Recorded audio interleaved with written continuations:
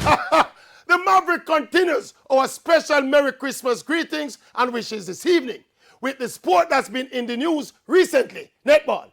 Season's greetings to the entire netball fraternity, from the outgoing to the incoming president, from the newly appointed to the previous coaching staff, but especially to our lovely Sunshine Girls. We've been hearing lots of things lately. Some of them we find hard to believe.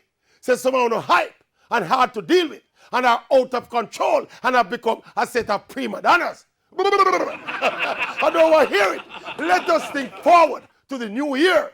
If there are attitudes to change, make we change them. If there are compromises to reach, let us get there. If there are olive branches to be extended, let us extend them. Let us move with alacrity to divert the sport from its current trajectory of Cascas and Pasa Pasa and get our netball back on track. With more players playing professionally overseas, this is not the time for negativity to take hold of netball. Please, Sunshine Girls, in the spirit of the holidays, can we get back to the days netball was strong? Will somebody tell me how to get things back the way they used to be? The Maverick is down and then. Merry Christmas.